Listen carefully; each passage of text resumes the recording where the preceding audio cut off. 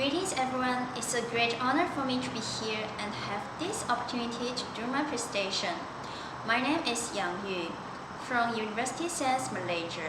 As you can see on the slide, my topic today is the dilemma of results-based management and accountability, evidence from the experimental Vignette study. Now, I want to walk you through in these following 6 aspects from introduction, literature review, objective, method, results to conclusion. Then, let's get down to the business.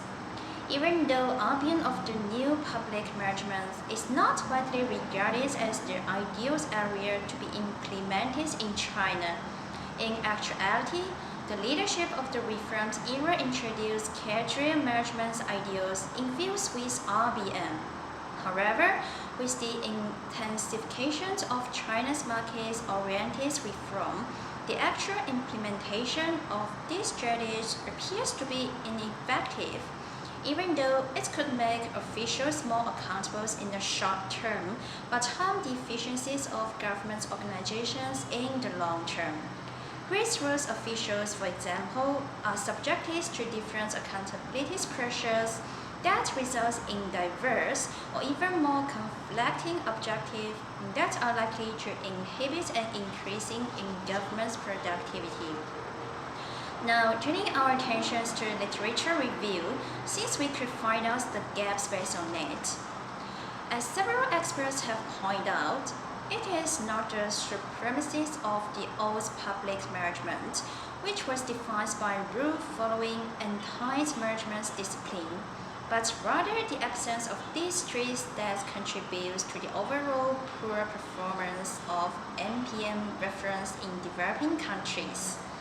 China's system exemplifies how a long-standing authoritarian structure can facilitate the adoption of MPM reform within a developmental goal. However, the results-based personnel management reform has yet to eliminate implemental programs. So let's focus on RBM first.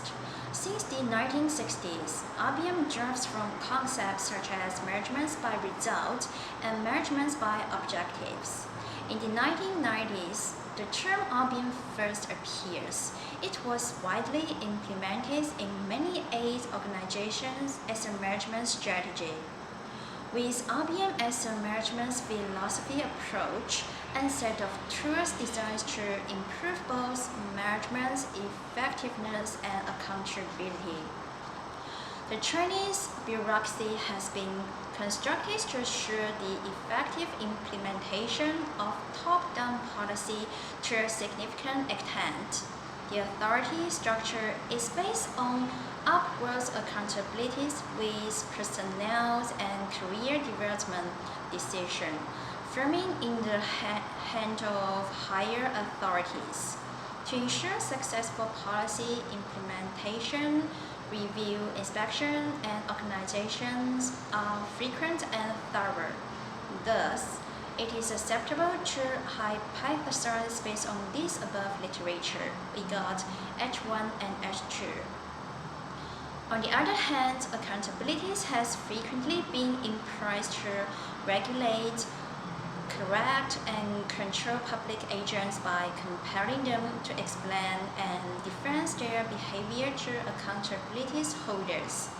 Many scholars contest that overly stringent accountabilities may send a negative signal to officials and are likely to produce their intrinsic motivation.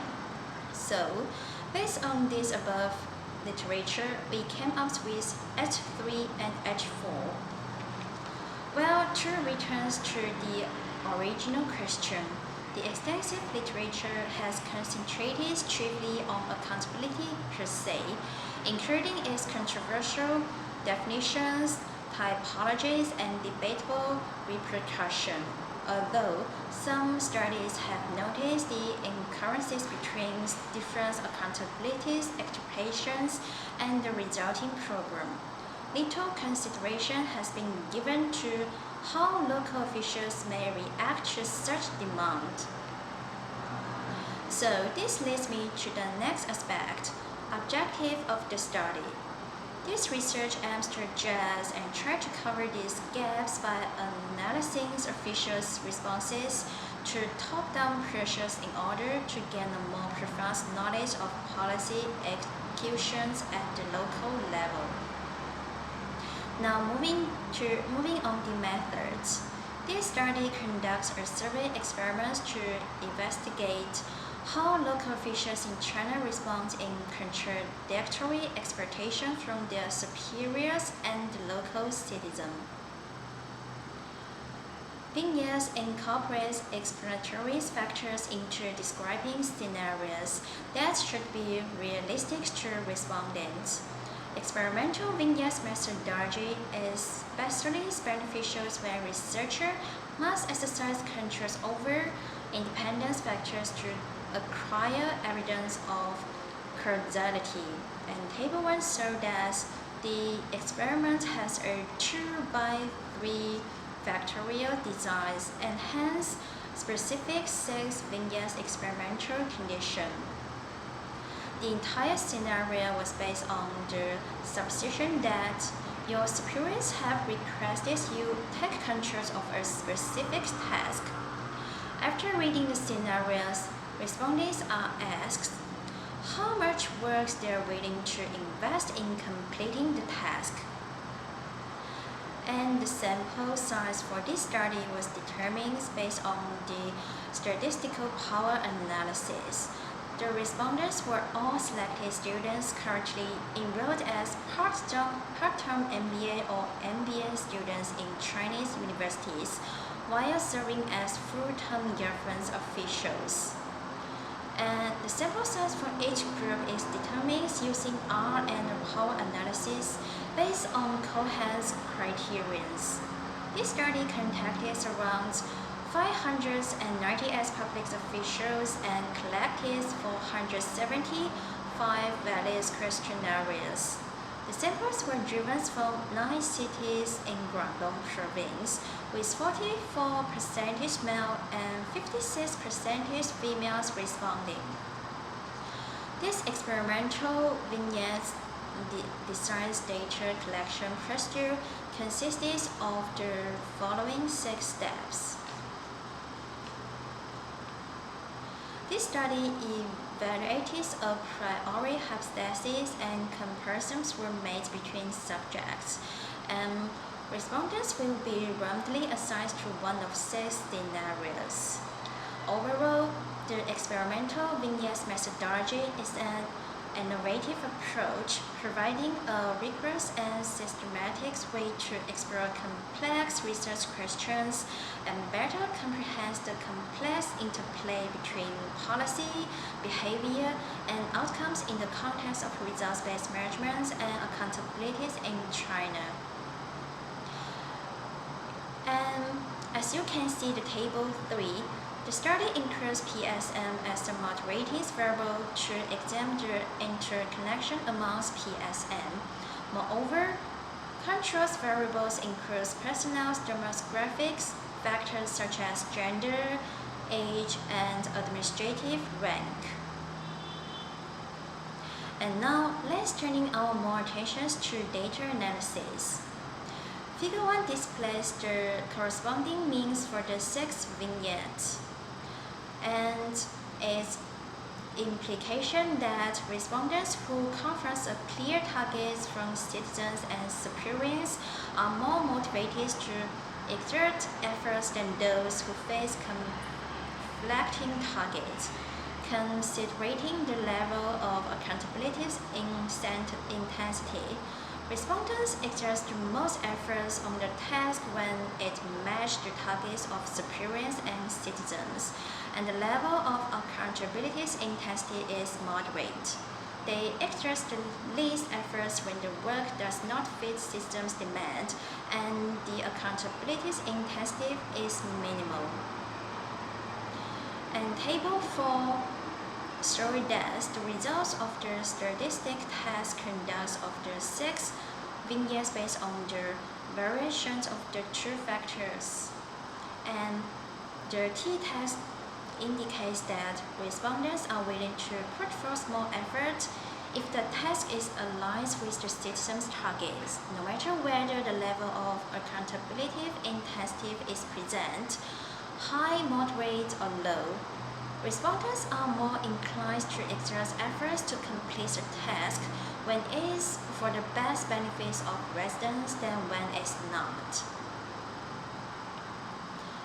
And Table 5 shows that the result of the regressions reveals along with the interactions variables, the co-infections of the targets and their corresponding interactions with accountability, intensive, and PSD have significant efforts. To further investigate the specific efforts of the three levels of accountability intensities of the efforts of process officials, Table 6 we think that studies treats the foremost as the categorical variables, and Mode 6 demonstrates that respondents with low or high accountability intensity are most likely to exert less efforts on a task than those with moderate accountability intensity. Then this brings us to the result and discussion. Model 3 indicates that if the task meets the system's targets, officials' efforts will increase compared to if it does not. Hence, H1 is supported. Moreover, Model 3 showed that the interaction between the targets and PSM is significantly associated with efforts, demonstrating that the effort of the targets on efforts is applied when responses have a high PSM as reviewed by Mode 3. Thus, H2 is verified. In Mode 4, we can find that when the task is matched with the targets of the citizens, a higher level of accountability intensive results in less efforts by officials. Demonstration that a crowd-out effort. And the interactions in Mode 6 is significant, indicate that moderate accountability has a crowding effort. However, when accountability intensities increase from moderate to high, those with a high PSM are likely to make less efforts than those with a low PSM. Thus, H3 and 4 are somewhat supported. And based on this discussion, let's move on to the conclusion. In this study, we explore how local public officials respond to different levels of accountability intensity when facing clear and divergent targets from superiors and citizens. We identify these following 4 significant findings.